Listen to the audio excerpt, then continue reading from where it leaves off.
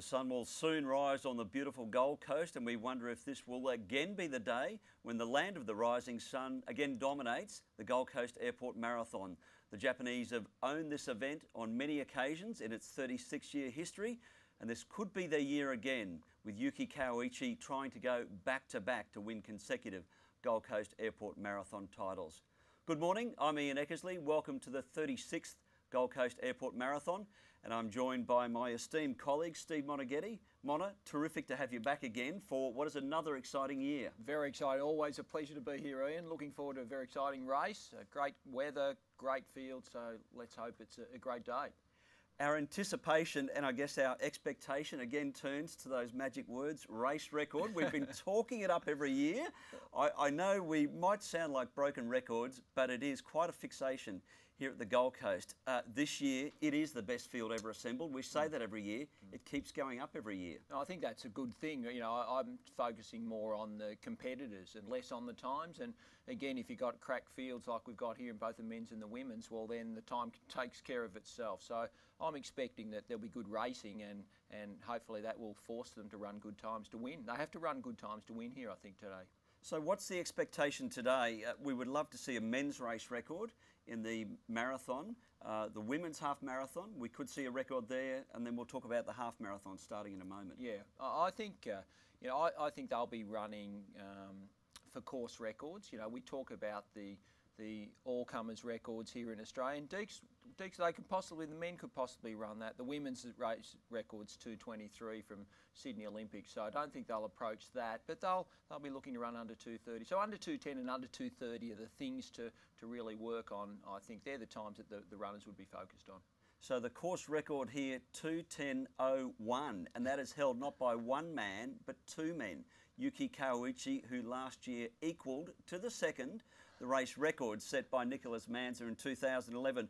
That is quite extraordinary, Steve, and this year we have both those runners back again in what should be a classic ding-dong battle. Yeah, it was nice of Yuki just to sit right on the record for us, wasn't it? I'm sure he did that by choice, but gives him something to aim for this year. But great to have them back, and obviously, you know, they go in with expectations. They've won the race before, so for them, the win is what they're after. Anything less than a win is a disappointing result. And in the women's race, 2:27.17 is the record that we're looking for. Again, in both the men's and women's races, very strong elite fields with Africans and Japanese dominating. Yeah, actually, I'm really excited about that fact. It's almost like three countries versus each other. You know, the Japanese against the Ethiopians and the Kenyans, and you know that makes for a really good mix. And you know, we've heard from them. They're not no tactics involved. They're all going to run hard. They all want to win. So whilst they will run individually, there certainly must be some sort of country affiliation as well. So I look forward to seeing that unfold as well today. Now, every year is special at the Gold Coast Airport Marathon, but it's a little more special this year being a gold label event. So to give you a context, there's only 26 marathons around the world which have this elite status. Gold Coast Airport Marathon achieved that for this year for the first time. For the thousands of runners, of everyday runners, that makes it a little more special out there. We've got people running the marathon and the half marathon, and it does make it more of an elite event for the everyday runner, doesn't it, Steve? Well, it certainly gives it credibility. I think we've always known that the Gold Coast Airport Marathon is one of the world's great marathons. Well, now we can say it with conviction. We've got the actual label that says it. It's a fantastic achievement, first one in Australia marathon to have that label. So it's a really important title to have and to hold. But it also, you know, makes sure for every person competing today, they know they are genuinely running one of the world's great marathons. Puts Gold Coast in the same league as Berlin, London, Paris, New York. And there are certain criteria. There are certain things which Gold Coast had to achieve over the years in terms of high levels of standard, accurate timing, elite fields. So it's not given out readily, this gold label status. No, and you're talking about those marathons, and you can understand that we are now in the same category as the Londons, the New Yorks, the Berlins. Well, that is esteemed company, and you know that when they're putting their marathons on, the organisation that goes behind that event, it's the same as we've got here on the Gold Coast now.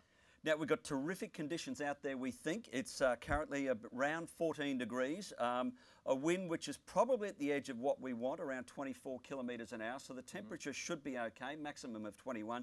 the wind. We'll keep an eye on that because that could be a factor in the records. It could. I think it's not off the water, which will help. So we're thinking that it might be off the land. So that'll be a bit more protection for the athletes. But it's actually a bit chilly, if anything. So we needed a jacket walking over. It's easy for us. We're just walking over to the studio. But that's probably good. But whether that then brings with it a bit of warmer weather later, we'll wait and see. Now, before we get to the marathon, the half marathon kicks off in just a few minutes. So let's have a quick look at the elite field for the men's and women's half marathon there. Jeffrey Hunt is the fastest in the field, in fact, Steve. So Jeffrey, a good loyal Australian half marathon runner. He'll feature strongly as he always does. Yep.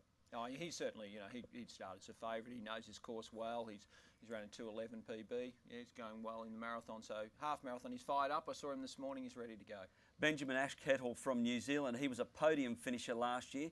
He's got the second quickest time, 63:45. He should feature strongly as well. Yeah, Ben is. He's taken out. He's a New Zealand citizen. He really spends a lot of his time in Melbourne. So he's an Australian who is very familiar with the Gold Coast as well. So. Yeah, I expect this to be a pretty good race in the men's event, to be honest. It'll be pretty close out there. And rounding out the top field, Ruben Kosgei, who was in fact an Olympic, or is an Olympic gold medalist, won the steeplechase in Sydney 2000. He's very slick and still in good form. Yeah, this will be the interesting one. Whilst he's Kenyan by birth, he's spent some time here in Australia as well. So. Yeah, he's a bit of an unknown, but they'll be worried about Olympic gold medalists. You don't see them every day running up here on the Gold Coast, so they'll have great respect for him today. Terrific pedigree. In the women's half marathon, Cassie Feen, young Australian, her time 71:11, 71:43, so that will make her very competitive today. Any intel on what sort of shape she's in? Yeah, she's going okay. That's from a couple of years ago, so she's probably. Yeah, she might start as a favourite. I think Claire Garrity runs very well up here on the Gold Coast, so I think Claire will be pretty tough to beat. But Cassie's got the fastest time, and I think Claire would probably be the runner that I'd be looking out for. Sinead Diver from Victoria, so she's wearing bib number 54. Her PB certainly a couple of minutes off the other girls, so might not feature in the lead pack too soon. No, need to run a personal best probably to be winning. She might be in the mix today. So, but I think Claire's probably the one to look out for in the women's half. Claire Garrity, Queenslander. I see her running around my local streets. We're seeing some of the pictures live out there on the Gold Coast, and we have a couple of new faces for the Gold Coast Airport Marathon this year. Welcome to the webcast, the legendary, legends in your own lunchtime, Mossy and Robbo. Over to you, boys. What's it like out there? Yes, well here we are at the start line of the ASICS Half Marathon. I'm absolutely jumping out of my skin, and I'm sure you are too, Robbo. Look, the atmosphere is absolutely electric down here at the start line.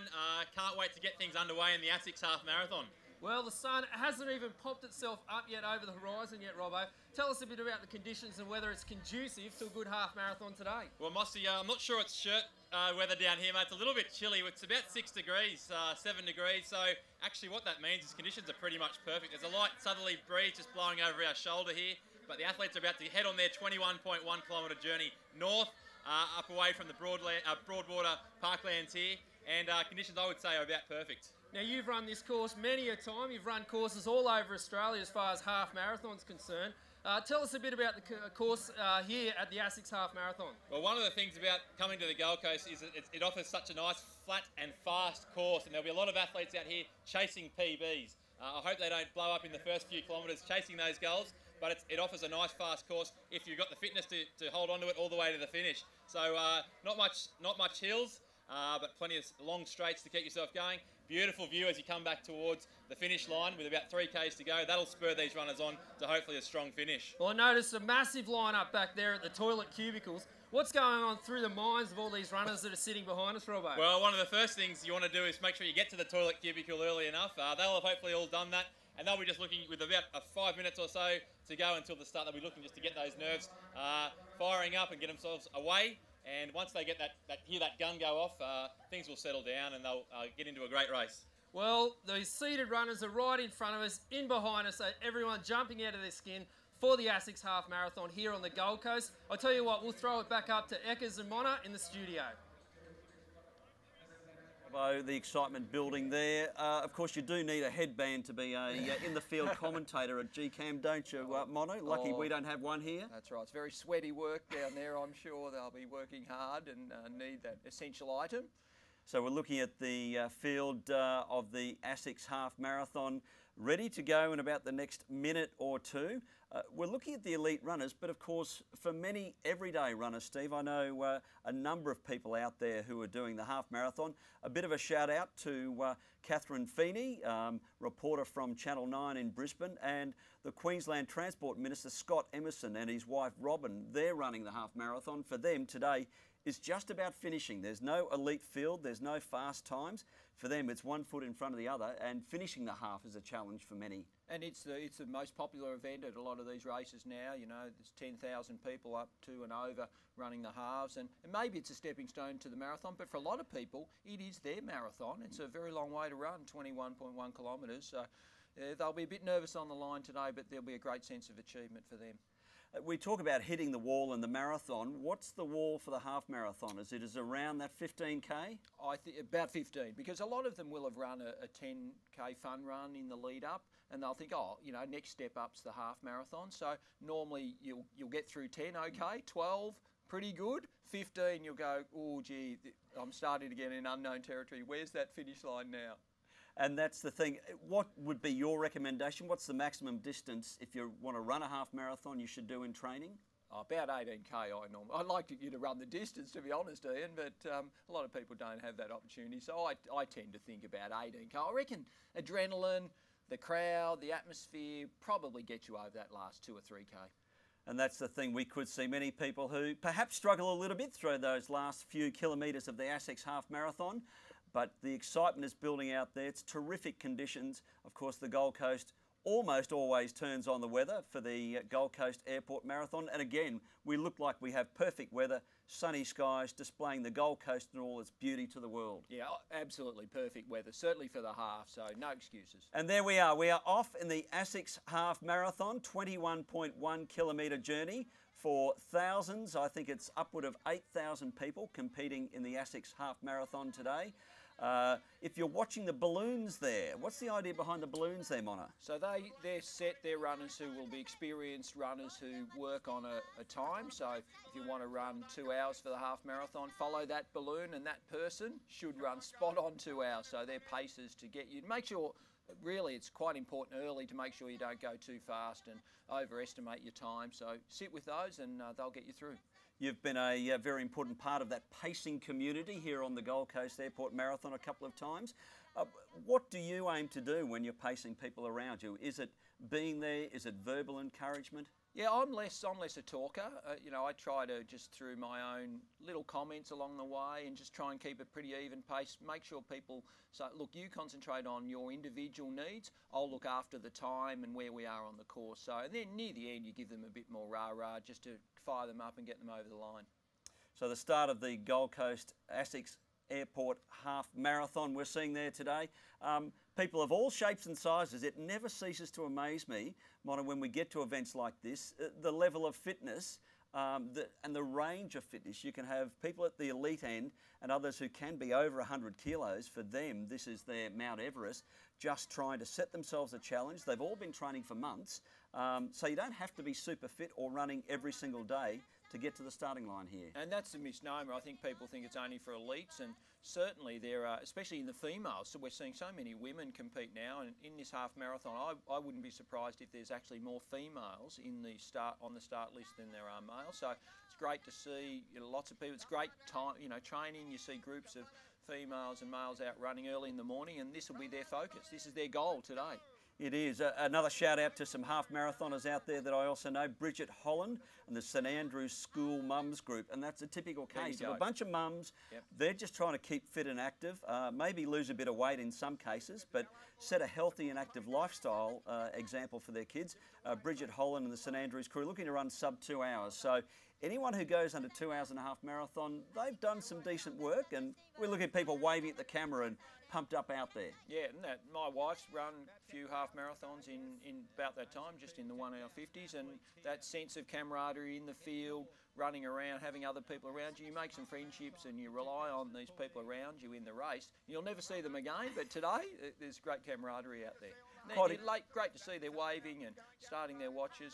They mightn't be waving and smiling so much later on in the race. Great to see they're enjoying it now, Ian. Well, I guess the first couple of 100 metres and the last couple of 100 metres are when you want to enjoy it most, and people really getting into it. A large international contingent. We've got, as always, numerous runners from Japan, thousands.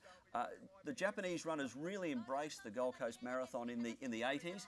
Dropped off a little bit in the 90s and the 2000s, but we're seeing a resurgence, and that's fantastic. Yeah, and obviously their races in Japan, they are huge. I think there's some statistic about the Tokyo Marathon. I think they had about almost 300,000 people wanting to run for about 30,000 positions. So they have to ballot. Imagine that. You know, you're 1 in 10 opportunity of running it. So for us to be able to, you know, enter and have the freedom of running in races here, it's quite unusual. So we should realise, you know, it's a special treat to be able to get out on what's a beautiful morning on one of the most spectacular courses in the world here up on the Gold Coast, and getting out and enjoying the day with like-minded people. Where else would you want to be? Well, look, if you're a fit and healthy and active person, I know this is something that everyone set themselves for at the start of the year. International runners also from Malaysia, Singapore, the elite Africans, of course, and some Chinese runners as well. So I think the number of Chinese runners has gone from a dozen or two to about 150 this year.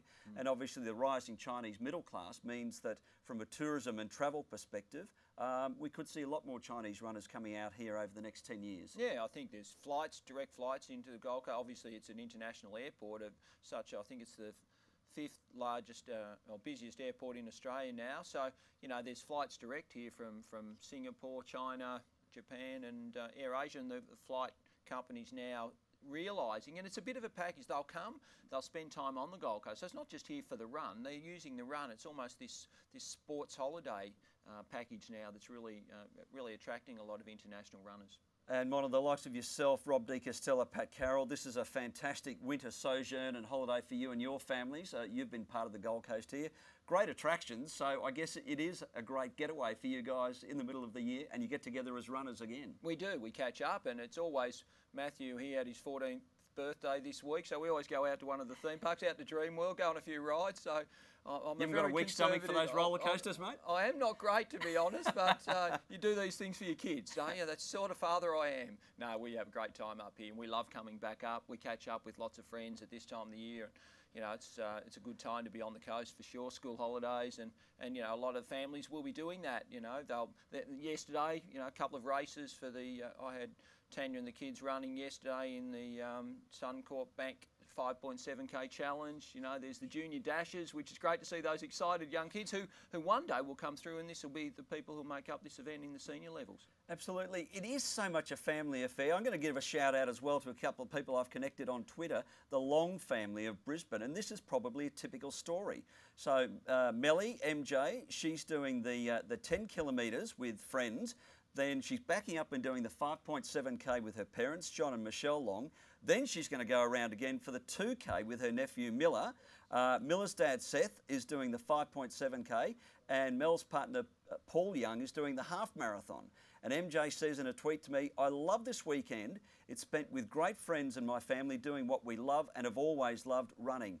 Now that just embraces the weekend. It's a family What's going thing. on today though, Ian? She's not doing anything today, I don't think. She's sleeping after a big day yesterday. Yeah, that's right. Yeah, she'll be cheering on the half marathon. So all those events were yesterday.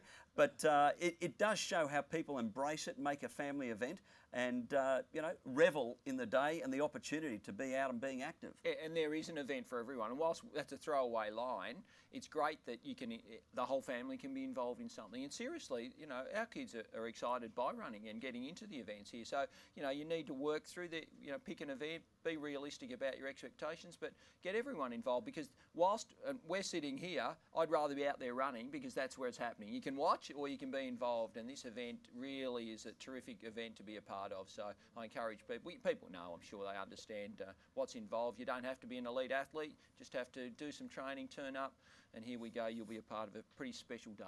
Now, we'd love you to join the conversation here on the Gold Coast Airport Marathon webcast. Please use hashtag GCAM14, GCAM figures 14. So use that hashtag. We're going to see lots of people tweeting today. We'll try and read a few of those out. Green Paradigm says, up so early, feels so bright. That's the way to start the day. It is an early day. There we go, Kat Feeney. I've given her a bit of a shout out. Go get 'em, girl. I don't think Kat's worried too much about the time. So you're watching the start of the ASICS Half Marathon.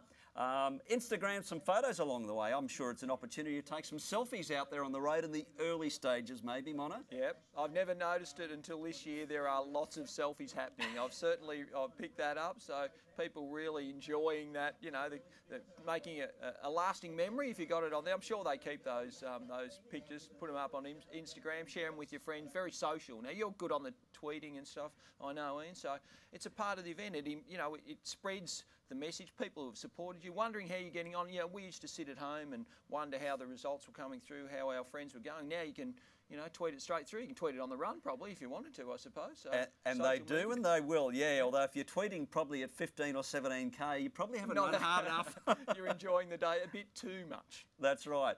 Lisa Marie Lee says, brisk early start for the half marathon. So somewhere around, the guys reckon it's 6 degrees out there. Maybe it's closer to 10 by now. Tanya Westhorpe, runners including Ronald McDonald. So we might have a bit of a red-haired fellow out there.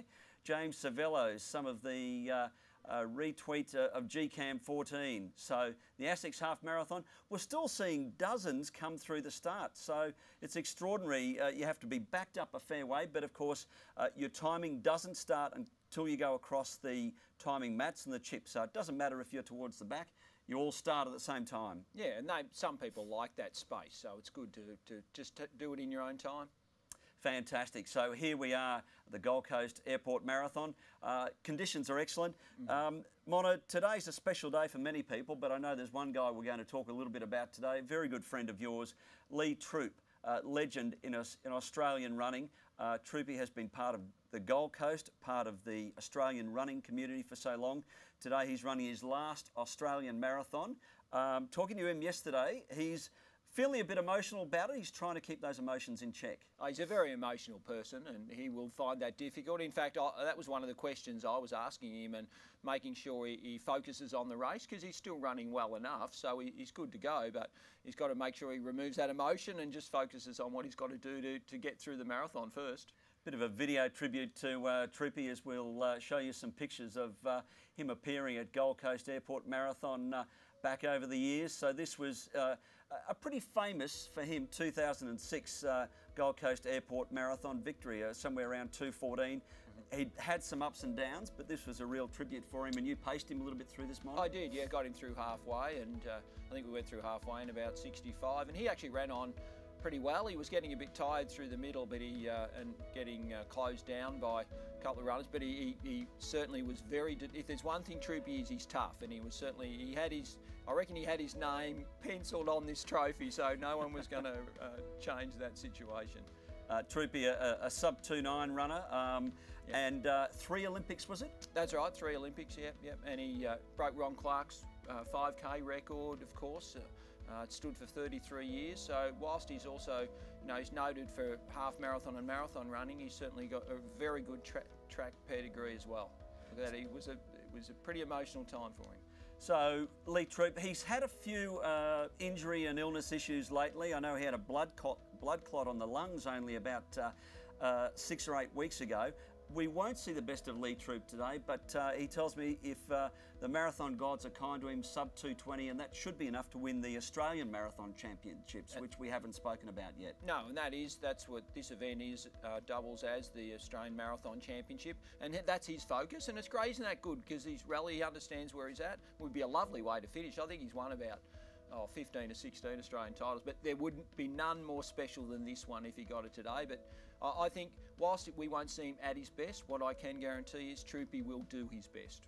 So talking to him yesterday, he won't go out with the lead pack. He's realistic enough to know that he's not in 2:8, 2:9 shape. There we're seeing pictures of Lee Troop with his wife.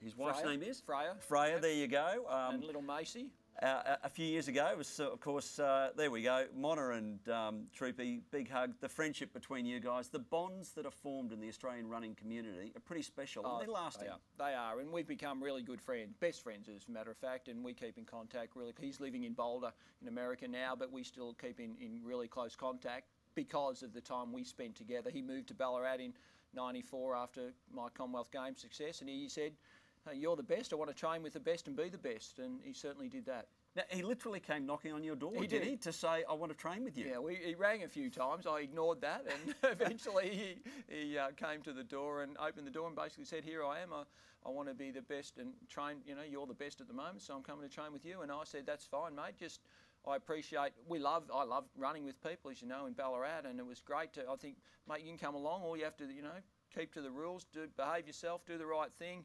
and be committed. And I thought, oh, how long's this guy going to last? Because lots of guys come along and say they're all talk, and he practiced what he preached. And we through that friendship, I saw him develop, and you know, I helped him out a lot and mentored him, and saw Australian records, international races, fast debuts in London. It was just a terrific ride for me. I got so much enjoyment, and we'll get so much enjoyment out of seeing him run today. And of course for you, Steve, we've got the Commonwealth Games coming up, Glasgow. You're leaving in a week or so. For you, that's a return to where it all began for you, Scotland, Edinburgh, 1986. I was there as a young newspaper reporter. Yep. That was your breakthrough international event, wasn't it? So it was quite special. Yeah, it was my first marathon, and you talk about my mentoring role with Troopy. Well, Deke was, you know, I was 4 years earlier, that famous victory here in Queensland. 4 years later, I was rooming with Rob, and the way that he showed me the ropes and passed on so much information. And obviously, we're good friends now. He didn't need to do that. He had to win his own race, and he was so obliging and looked after me so well. That set a precedent for me, and hopefully, I'm doing the same for the athletes coming through now. But it's the circle of life, isn't it? And whether it's athletics, business, anything, music, entertainment, I think those of you who have been successful, somebody helped you along the way, and I see that in my career, that I think it's your duty to almost pass the baton on and show an example, being a mentor to others. Yeah, and it doesn't happen without that support. And I think that's the thing. It's not like we're doing anything different. We're just, like you say, and we're just basically reflecting what people have assisted us over so many years. It's almost like, oh, of course people have helped us. Why wouldn't we help? It's not like it's hard to do. It's just something, it's a rite of passage for us. We know that we've got to pass that mantle on to the next person. And the involvement you get out of being involved and seeing young people develop as human beings and as individuals, not just as runners or as, you know, just in life in general, is very satisfying. Now, just to talk about that Commonwealth Games team, so we've got a full complement, men's and women's, and the largest ever Australian track and field team to leave Australian shores. Yes. You're the chef de mission, so a bit of pressure on you to keep all those athletes in check, but it will be a proud time in Glasgow. Yeah, I'm looking forward to it. You know, the athletes, they're very professional now. We know it's the biggest team we've taken away. And you mentioned Scotland. The last time that we didn't top the medal tally was in Scotland in '86, and England obviously will be very difficult coming off the success of London. So we'll have our challenges, but I know our athletes will respond. I'm less worried about the medal tally. What I am hoping is that the athletes get to have a life-changing experience. Some people, for a lot of the team, it will be the biggest event they ever go to. You don't represent Australia every day. We don't. It's certainly at multi-sport events. Commonwealth Games is very significant, behind only the Olympics. So for the athletes that are competing over there, it's a really proud time. I want to make sure they feel that pride and they come home and they can live with that title of being a Commonwealth Games athlete for the rest of their lives, proudly. And of course, if we see the British countries rise to the fore this time, 4 years' time, fast forward, it's going to be the Gold Coast turn to shine. So exactly. Here we are, Brisbane hosted in '82, Gold Coast. They'll get the baton just in the space of a couple of weeks, 4-year lead up. Yeah, the handover will take place at the closing ceremony, which I think is the 3rd of August or something. So very close, a month's time. This will be we will have taken over as the place where the next Commonwealth Games is in 2018, here on the coast. Gold Coast, come on down. It'll be shiny. Well, and I tell you, the athletes want to come here. Let me tell you that. I'm already getting the sense that there's a lot of athletes around the Commonwealth who are looking forward to the Gold Coast. Well, the Gold Coast is certainly starting to spruce itself up. It's going to be fantastic facilities. Already 4 years out, we've got a swimming facility, the Aquatic Centre, which is up and ready to run. That's extraordinary. Unbelievable that an infrastructure would be in place 4 years out before the handover's even taking place. So that's the type of preparation that we know we will expect up here. And less about infrastructure, so much more about the friendly nature, the volunteers. You know, we've got 1,100 volunteers today, a lot of them through the Suncorp Bank volunteer program. We know that the community will embrace the event. That is the really challenging thing, is to make the Commonwealth Games here on the Gold Coast Gold Coast, Queensland, Australia's games, and I know from a people's, from the way that people will react here in Sydney and then in Melbourne in 2006, it certainly will be the case here in 2018. So you got to do a home games by way of the Olympics in 2000? I just, mate, it was my last one, yes. It is a special feel representing in your own country, whether it's Commonwealth or Olympics. But the Commonwealth still has a good standing, doesn't it? Oh, yeah, and I'm really noticing. I'm thinking and getting it as the chef de mission, a lot of people are talking to me about the rise of the Commonwealth Games again. And I think there's, I don't want to dilute World Championships, but there seems to be a World Championships in everything. There is only a Commonwealth Game. It's multi-sport.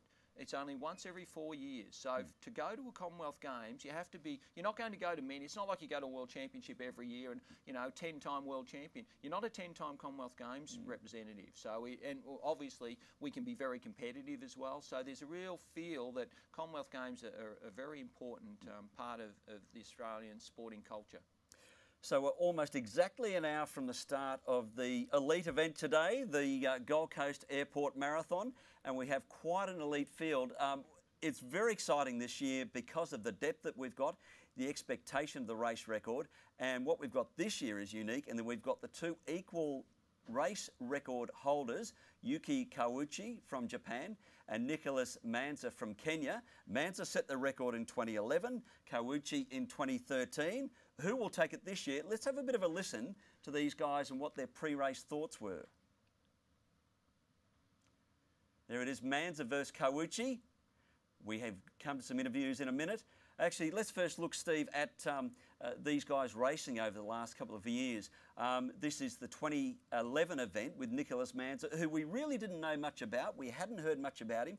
Of course, that happens at the Gold Coast. We get Africans who we're not sure they look good on paper. One of them rises to the fore. Nicholas Manza is a household name on the Gold Coast these days. Yeah, and that's what happens, obviously, and they will, we expect the Africans always to be up the front and foremost, but he stamped his authority on the race pretty early that year, and he ran very fast. We weren't sure how fast. We obviously were hoping for that course record. We didn't realise he also may run under 2:10. I'm not sure he realised either, and so it was a very probably the highlight of his career.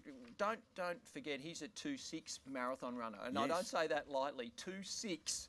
So you think that's 2 minutes quicker than the Australian record, or over a minute certainly. So he's a world-class marathon runner, no doubt about that, and he certainly looked like it this day.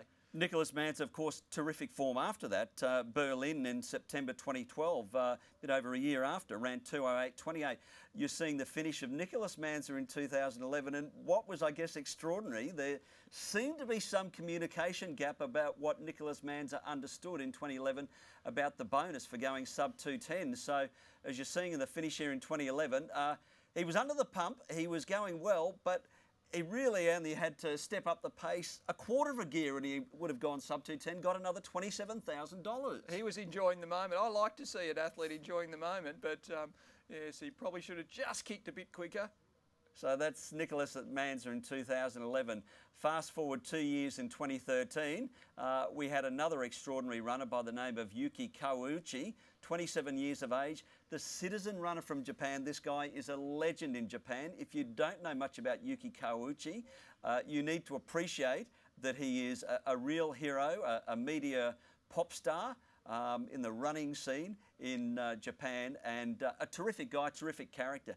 We're seeing Yuki Kawauchi in 2013 as they, I think that's around the 30k mark, which we'll identify as a bit of a critical point in the race here, Steve. There's a small rise coming back through the start-finish area, and that's where the Ethiopian broke it up last year. And I thought he was going to run away with it, but he went a little bit hard too early, and we see that grimace that Yuki's going. He's not only is he famous for his citizen running ability, but he's really well regarded in running circles because he's almost crazy. I'm not sure we're allowed to call him crazy, but he's already done 6 marathons this year, broken 4 course records and ran under 2:10. So he has a capacity to have an enormous workload, that's the extraordinary thing. Not only is he a normal person working full time, he's actually got extraordinary capacity to come back and run lots of races.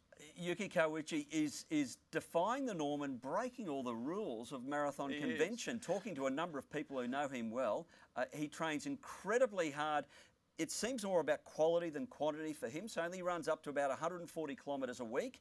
There we see the contrast. Manza 2 years earlier, cruising through. Kawauchi striving with every fibre.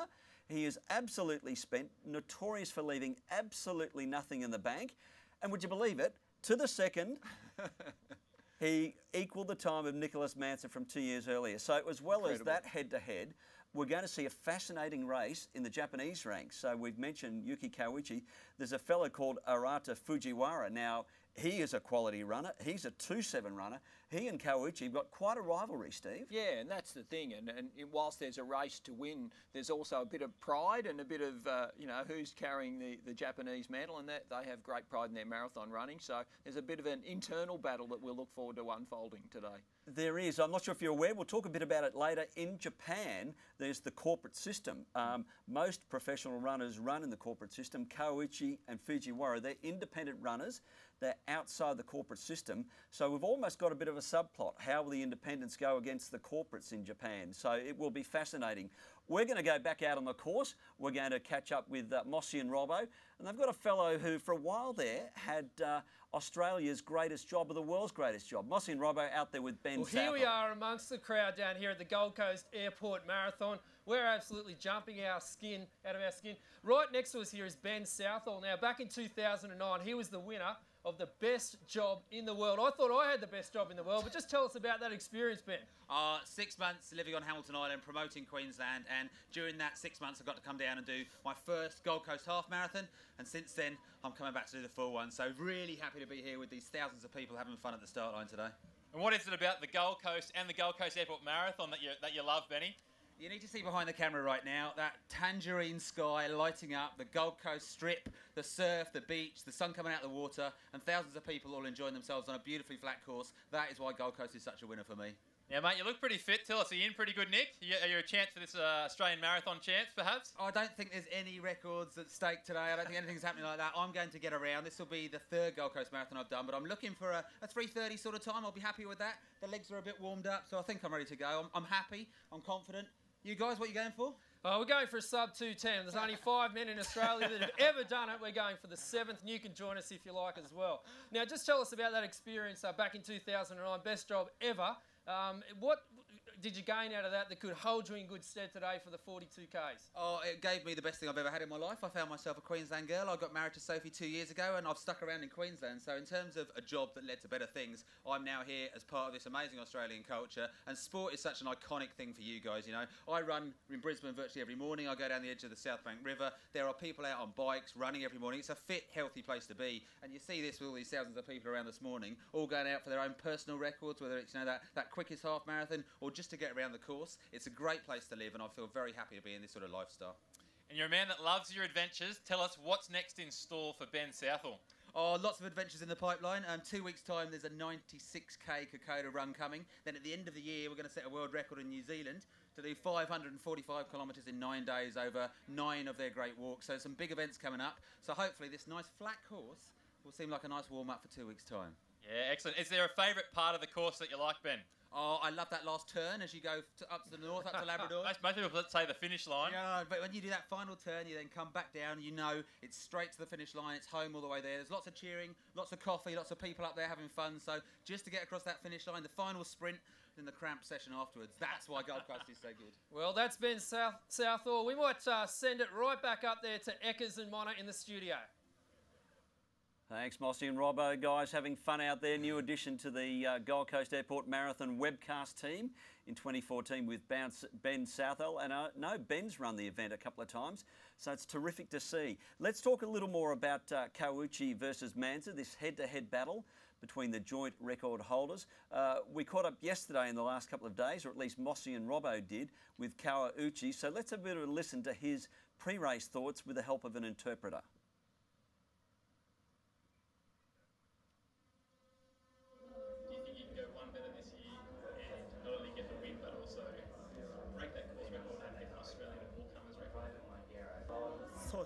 Yes, I definitely think I can win, but more than that, because this is now a gold labeled time, I'd like to see the race get a time that's get a course record that's suitable to that standing, and so I'm looking to run under 2:10, and if I can, go beyond that. You're looking forward to your race against your Japanese rival, Harata? Yes, I'm definitely looking forward to racing Fujiwara, but even more than that, I'm looking forward to racing Nicholas Manza, who is the joint holder of the course record. That's Yuki Kawauchi from Japan. I saw him in the lift going up to have his dinner last night. His pre-race food was special Japanese rice. He had a couple of large containers and his special drink, remember Steve, orange juice, honey and ginger during the race, which is not everyone's cup of tea. No, well that is almost a cup of tea. That's what a cold cup of tea. Not my choice, that's for sure. I'd find the ginger probably stir my stomach up, but as long as he would have practiced that before, so I'm sure he knows what he's doing. It's been very successful. There's my mistake, or our mistake, and we should be on the ginger and honey. There you go. Now Nicholas Manza, of course, back here to take on Yuki Kawauchi. We caught up with him in the last couple of days. The athletes arriving sort of Thursday, Friday before the event. Nicholas Manza back on the Gold Coast. Let's hear what he's got to say about his expectations and setting a race record and winning. Nicholas, you must be looking forward to racing the Gold Coast again. How have your preparations been for this year's race? Yeah, I'm ready for the Gold Coast International Airport. I'm happy to be here this year, and I hope to run good on Sunday. What is your expectations? Do you think it will be a fast race, and do you think you will be right up there at the finish? I hope it will be very fast course, very fast race, but all athletes are here coming for the run, for the big win, but hope it will be good. Who is your main rival, do you think? Ethiopian guy. Yeah? Yeah. Yeah. Okay. Have a good run. All the best. Thank you. See you at the finish. That's Nicholas Manza, the joint record holder, 2:10:01. Steve, let's just recap and set the scene for people. We're looking for a race record to go sub 2:10. There's bonus money for that, but the other time we haven't mentioned yet is 2:09:18, which is Rob De Castella's all-comers Australian record. Both are significant. There's no reason we can't crack it today, is there, given the quality of the field? Exactly, and we've got, I think there's 13 runners that are sub 2:10 in the men's field, so there's no reason why and if you're sub 2, and a lot of those, that's not just 2:9, when you're saying sub 2:10, a lot of them are 2:6, 2:7, 2:8 runners, so they don't need to do anything they haven't done before, they just need to replicate it here today. So, you know, I think if there's enough of them through halfway and through, as you know, the start-finish area here is about 31k, if there's enough of them in that stage of the race, then they'll push each other. To win, you have, again, it's coming, we need to make sure we have a pack so that you're forced to run fast to win, and they've certainly got the PBs on the board to run under that 2:9:18 and run the fastest marathon we've ever seen on Australian soil. We might obsess about this every year, but I guess it's a credibility thing.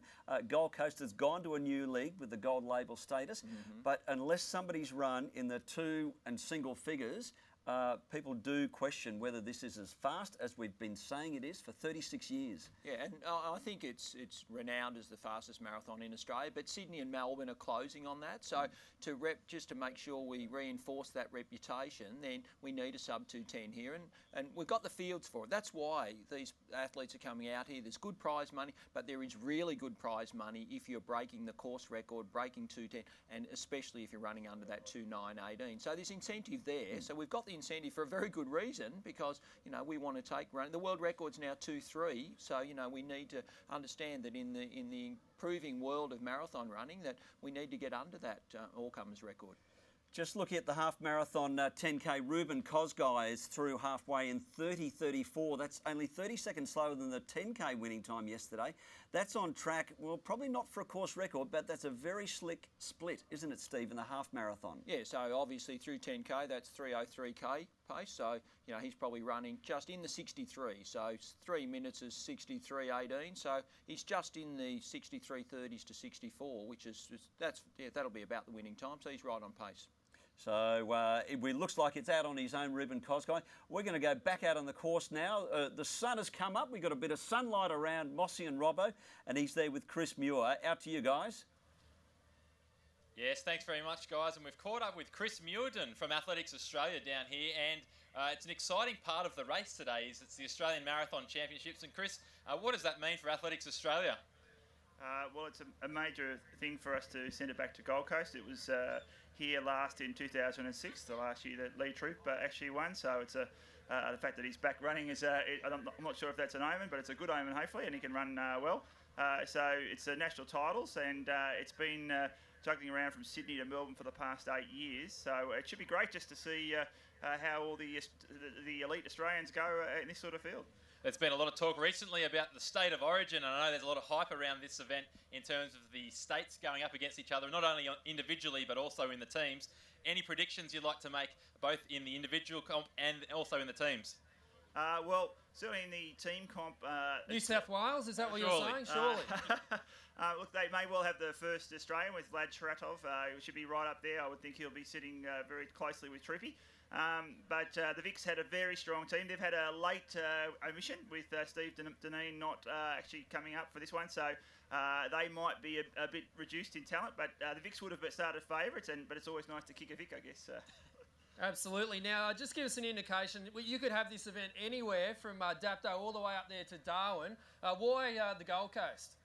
Well, look, it's a beautiful area to come to. It's great from tourism, but it's also got creds for many, many years now. As you know, it's been a great place for the marathon.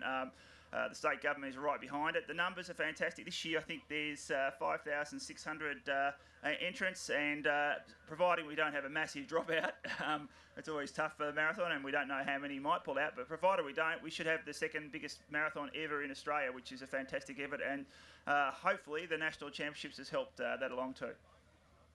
And just on the teams competition, it's the first 3 in male and female. Is that how it works? That's right, and look, obviously some of the teams do struggle to fill the teams. We've got, for instance, Northern Territory, although they in the women's have a young lady called Emma Craft running her first debut marathon, and she should be right up there too. So it's great that there is actually runners there, but they wouldn't be able to field a full team. So it does get down to the main eastern states. Right. Well, let's find out more about the action. We'll check out up in the studio there with Eckers and Mona. Thanks, Mossy and Robbo. Characters out there, they're soaking up the atmosphere. A few gentlemen out there soaking up the atmosphere in the half marathon. Ruben Kosgei, he's got a 7-second lead at the 10K split, 30-34, over Toby Rayner, Victorian, and you rate him a bit, Steve. Yeah, Toby won the 12K Bundoora a couple of weeks ago, so he's in really good shape and coached by or trains with Craig Mottram, so he's got pretty good pedigree, and so that's, and a couple of New Zealanders following Toby as well, so it's a bit of an Australia versus New Zealand rivalry out there as well. It is. We always see that trans-Tasman element to things, so it's terrific to see in the men's half marathon. So they'll probably be coming in a bit over 28 minutes time or something like that. And we talk about international, Ian, well there you go, you know, you've got a Kenyan, Ruben, even though he's been living in Australia, he's Kenyan by birth, a couple of New Zealanders, Toby, you know, Victorian. So it really is an international field. We talk about it and there's proof of it. Terrific. Now let's, by way of preview for the men's marathon, look at a couple of other runners. We mentioned the name before, Arata Fujiwara. There's some fascinating behind-the-scenes stories going on there. We'll talk about those in a moment. Let's have a look at an interview we had with Fujiwara before the race today, again with the help of an interpreter. Arata, welcome to the Gold Coast. Tell us, how have your preparations been before the race? このゴールドコースに向けて1ヶ月ケニアで合宿しました。ケニアに行くっていうのは僕にとって初めて。 In preparation for the Gold Coast Airport Marathon, I went to Kenya for the first time to train at altitude. I was there for a month, training at about 2,400 meters, and training went very well. It was my first time in Kenya, so it was all a new experience, and I'm feeling good for the race, but because the altitude training was the first time doing that sort of training, I'm not 100% sure what the outcome will be, but that kind of uncertainty is in a positive way, in a good meaning, and so I'm really looking forward to seeing how the race goes. It kind of feels like it's my the way I felt before my debut marathon. I have that kind of nervous energy. And you'll be racing against your big Japanese rival Yuki Kawachi. Do you think you can beat him, and do you think you can take not only the course record but perhaps the Australian all-comers record? Yes, I think beating Kawachi would mean winning. That's how the race is going to play out, and yes, I'm confident. That's Arata Fujiwara from Japan, one of the favourites here today. He's a fascinating story. We'll talk a bit today about the rivalry between him and Kouichi, Steve. There's a little bit of a subplot going on because Kouichi has a younger brother who's 21. who you might think would train with his older brother Yuki Kawauchi, but no, he's off training with Kawuchi's great rival Arata Fujiwara. Is that right? Surely not. How could that? That'd be interesting conversation around the dinner table, wouldn't it? Yeah. How's the other guy going? Right. Fujiwara and Kawauchi apparently trained together. They're both independent runners outside what we call the Japanese corporate running system.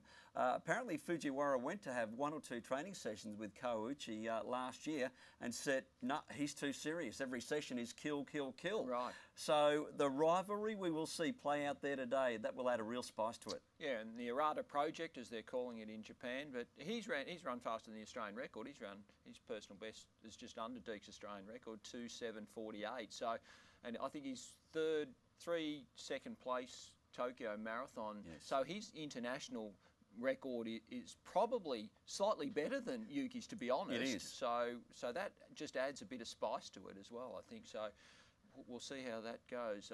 I'm probably leaning slightly to Arata, and yet all the talk is about Yuki here on the coast. So I think it's like I've got a sort of sideway. You and I are almost having a bet on just the outcome within the race itself of how the Japanese will run. Well, talking to Brett Lana from Japan Running News, who's out here. Brett is a Canadian living in Japan. He's been a great source of information. He reckons Yuki is the tougher runner, but Arata is the more talented runner, and he's got the faster time. So both of them are desperate to win. That will be a fascinating subplot, as well as Kawauchi versus Manza and the other Ethiopians and Kenyans. And I think the Ethiopians are probably the ones where we're not talking a lot about, but they tend to be on the pace, not do a lot of the work, but I tell you, they do the work when it counts. On the way out to Runaway Bay is where you'll see those. So yeah, it really is fascinating how it's. We talk. You don't want to get carried away, but we really have so many subplots, so many interesting facets of this. You know, the emotion of Troopy's runs, the Australian marathon title in there. So there's just a lot of things happening. That's just the men, and then we talk about the women who also have that country rivalry and an Australian title on the line as well. That's right. So the Australian Marathon Championship out there, but also in the women, we've got, as has become an international rivalry, Kenya and Ethiopia, both world-class runners. They really have dominated the distance running scene. We had a bit of a chat in the last couple of days with from Ethiopia, Miss Chepchumba, Pamela Chepchumba. She's 35 years of age. She's recently had a baby in the last couple of years, had a bit of a break. She's back here at the Gold Coast. Let's have a listen to what Pamela had to say. What about your race preparation? What have you been doing this year leading into the Gold Coast Marathon? First of all, I must thank the organizer and for inviting me to this race. I'm very happy to be in Australia, the place that I've been looking to come, and now I'm here, so I'm very happy. About my preparation for this time, I could like to run under 2:30 if possible, because I've been out for long, around 3 years, because I went to have a baby and now I'm trying to come back. So first I'm trying to come under 2:30. So having the baby, how do you currently feel about running again? Yeah, pardon? Oh, yeah, I've been preparing myself, but now this is my first race, so I don't know how it's going to be, but I've been trying my best to do good training. Of all the runners in the field, who do you think are the lead runners who probably find themselves winning? Yeah, the field is strong, not easy, but I'm going to try. Yeah, thank you. That's Pamela Chepchumba from Ethiopia. A strong women's field, a race record of 2:27.17. Steve, that could be under threat today, but that's a good record, isn't it? So we've got some Kenyans, Ethiopians. Goiditem Tessema from Ethiopia, she's back again. She won here in 2011. So again, great subplots in the women's race. Yeah, I think that 2:27's pretty quick. So I always think that if they're running under 2:30 here in the women's is a pretty. Last year she smashed that record by a couple of minutes. So it took it from sort of 2:29 to 2:27 in one hit, which is a long 2 minutes. It doesn't sound much when you're boiling the kettle, but when you're running, that's a very long way. So I think that's probably gone into a slightly different up to a different level now. So I think they'll struggle. If they got under 2:30, that's where the race will be, and you'd have to be really on song today to run close to that 2:27 course record, I reckon, in the women's. That was Yukiko Akaba last year, and that was quite an extraordinary race. She was at least a minute off the pace and came through very strongly to negative split and run down the race leaders. We sometimes see that in marathons. Did you ever have a preference whether you wanted to be leading or chasing? Oh, I like to be leading, to be honest, and you can control the race, you can run the pace. If you're chasing, and you've got to remember in a marathon, you want to be very efficient, very relaxed, not wasting energy. If you're feeling like someone else is controlling the race, that agitation and that being out of control, to me, used up a bit of energy that you really need at the end of the race. So I preferred to be leading up there, you know, letting everyone else watch what I was doing, and I think that psychologically gives you a lot more advantage and just saves a bit of that physical nervousness and energy you'll need at the end of the event. We've got some clips from previous races just to give us a bit of a form guide for the Gold Coast Airport Marathon in 2014. We're 16 minutes to the half marathon finish, so we don't have any additional splits at 15k, but we'll watch those very closely. We'll have a men's winner coming through. Let's just have a look at some of the clips from previous races, and just to try and get a bit of form guide here, Steve. I'm not sure what the first one we've got here, if it's Tessima from 2011 here. Let's have a look. Roll the tape. Live TV, you've got to love it. Goiti Tom Tessima, so 26 years of age. This was her in 2011. Again, we get a lot of these Africans come out here. There is such depth and quality that they can be unknowns before they get here, and then they're in the record books here. We didn't know anything about her, but she certainly ran a strong race, winning in 2011. Yeah, a little pocket rocket and really strong and good form, and I always love to see how, and you talk about pacemakers in the men's event. Well, we'd like to have pacemakers in the women's race, and there's men running around them, but I tell you, the women are so strong, the men run with the women. It's not the other way around, so it's that's how well they run on in the second half of the race, and Tessima certainly did that. So this is Goiti Tom Tessima from Ethiopia, winning in 2011. She's back, of course, in 2011, 2:30.08, which is a very impressive time, but she has an even more impressive PB of 2:26.21 run in Rome 2011. Steve, what are we to make of PBs from 2 or 3 years ago? You'd like to see recent form, like any Melbourne Cup, but it still shows there's quality there. Yeah, it used to be a form line. It's becoming less of a form line. I must admit, I would have never worried. If you were a 2:6 marathon runner, you were a 2:6 marathon runner. But I've got to say, in my world, or in the world now of marathon running, I do like recent form. You've picked, Ian, I would never have said that, but I'm certainly changing my opinion now. Recent form is a very good form line historically now for marathon results. So we're looking there at vision of Emily Samoe from Kenya, 33 years of age. I think this is winning Barcelona in 2012. Yes, it is. 2:26.52, her PB.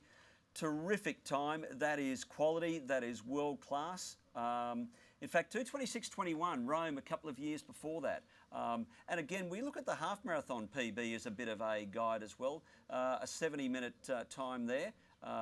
71.52 in fact for Samoe, half marathon PB, and a 10k PB. So that gives us an indication what people can run, what their potential is. It does, and you double the half marathon time and add about 7 minutes. That's the rule, and you know, you're seeing a 70-minute half. You double that, 2:20. You add your 7 minutes, 2:26, 2:27. That's exactly what she ran, and Samoe exactly the same, 71.5. Double that.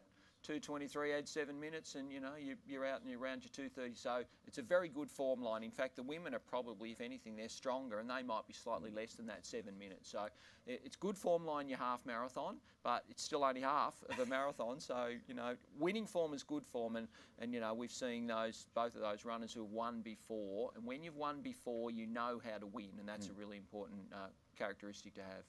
And at the Air Asia Legends lunch yesterday, you guys were talking about, as you love to get together, just in terms of the experience out there and the fact that the race really doesn't start until about 30 or 32 kilometres. It's crazy to say that 30 kilometres is a warm-up.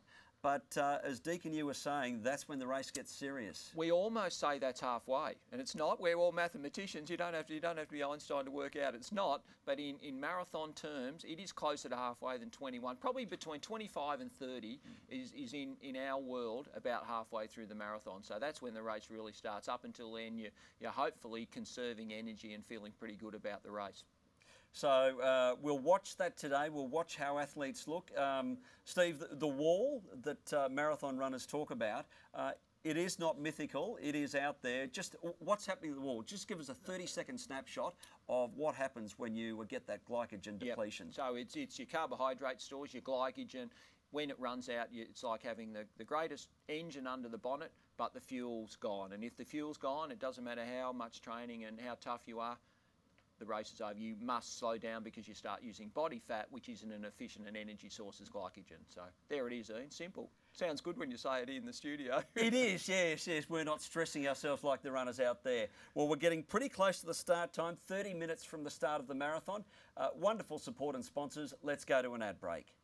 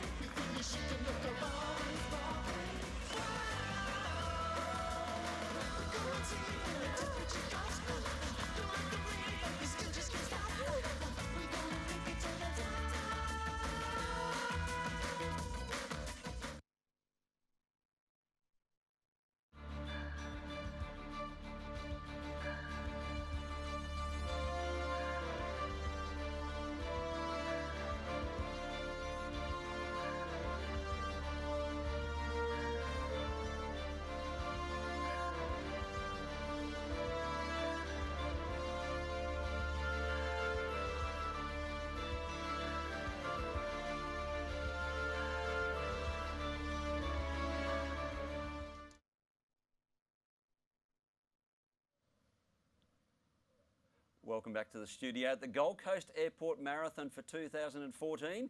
A few new faces in our coverage this year. Welcome to Bonita Willis, 4-time Olympian, 2-time Commonwealth Games Australian representative. Bonita, it's fantastic to have you here. Thanks. Yeah, I mean, I'm really excited to be here, and I've been living overseas for the most part of the last 14 years, so it's nice to be back in Australia and here in Queensland. And I grew up in Mackay, so it's lovely to come here to the Gold Coast Airport Marathon and be commentating here a bit and calling the races. And to have you here, you would have seen a difference and sort of heard so much from other athletes over the years about Gold Coast and how much it's grown. But can you believe it's a gold label event now? We're up there with Berlin, New York, London, Paris. It's prestigious and makes us feel proud as Queenslanders. Yeah, for sure. And I've done a lot of IAAF Gold Label events, but never in Australia, obviously. And I think it's fantastic for Queensland and Australia and our elite athletes here that live in our country, and they can come here now and race the world's best athletes. Because to get an IAAF Gold Label, you know, you need to have a lot of athletes that have got the standard, so it means the race is going to be awesome. So I've never done a marathon in Australia. I always had to go overseas to try to find the competition, but now it's here. It's just fantastic. Is that a regret for you? Would you like to rewind the clock, be about 7 or 8 years younger and running Gold Coast out there today? Yeah, it would have been awesome. My PB's from Chicago back in 2006. So it's harder when you run your best times overseas because you don't have the amount of people following your race. You know, it's a different time zone. People are asleep in Australia. They wake up to text messages, you know. So it'd be cool if my family were here and watching it live. Like Sydney Olympics, that was fantastic for me and my family. And that was a big part of your career. Four-time Olympian. Just talk us through the highlights of you mentioned Sydney. That must have been special. But in terms of the other Olympics, Bonita. Yeah, for sure. I mean, 4 times going to the Olympic Games, I just never thought that was possible. And going to Sydney for me, I was always a hockey player growing up, and I was in the Sydney Olympic squad for hockey. And about a year out from the Olympics, I decided to just quit hockey altogether. I won a A-grade premiership with Australian National University when I was at the AIS for running. And then, I went on to qualify for the 5K, won the trial, and then from then I just loved running, and I just started to improve a bit more. Got to the Beijing Olympics in 2008, and I just didn't really think I'd ever make another Olympic team, and to make London was something. I ran the Houston Marathon in January to qualify for that, and it was probably the best marathon I've ever felt. It wasn't my fastest time, but it was sub 2:30, and just a really good experience, that whole thing. So I'm very fortunate to have had the career I've had, and to be to 4 Olympics. Like, when I was growing up, I just thought, that was what superhuman people did, so yeah. And that's the extraordinary thing, isn't it? I mean, you started as a normal girl in Mackay, probably with no dreams or ambitions. No. Same as Mona and Deke, they were just everyday people. I guess there's many people living out their dream today just to finish a marathon or a half marathon. But who knows what future champions, what future Olympians we've got, maybe running the 2 or 4K dash there yesterday, or maybe running a half marathon for the first time today. Yeah, for sure. And I came here to watch the 2K and 4K dash. I started both the races. And when we were presenting the medals with Rob Di Castella, I was talking to the kids and just saying, when I was your age, I just didn't think about something that would, I'd go to Australia and represent Australia and run in all these races. And I think while they're young, they should be doing lots of different sports, but it's not, it's not something that we shouldn't be dreaming about. And for me, it was very unusual to say you wanted to be an elite athlete. And I was doing a university degree full time, and I just kind of got a bit better and bit better. And you've got to have patience. It's probably not going to be till you're 20 to 30 even. So, I mean, there's the marathon in Beijing was won by a 38-year-old in the women. So definitely, as you get older, you get a bit better up until a certain point. Yes, it gets a bit downhill after about 35 or so. But it's quite extraordinary. Was there a story yesterday at the Legends Lunch about an international runner who gave you a bit of self-belief and said, you could actually win a world championship? Just tell us about that. Yeah, I mean, I used to race a lot of these top Ethiopian athletes, and it was in Japan at a cross country. I raced Dorada Tulu, who has won some world championships, Olympic Games, and I was walking down with her, and she was asking me what race I was doing at the world cross country that year, and that was the year I won. Bonita, what race are you doing at the World Cross Country? And I was like, the 8K. And she's like, I'm glad because I'm doing the 4K. And for her to be glad that she's not racing me, that gave me confidence, So everyone does need someone to believe in them. So we'll believe in all the runners out there today. We'd love to perhaps unearth a future champion.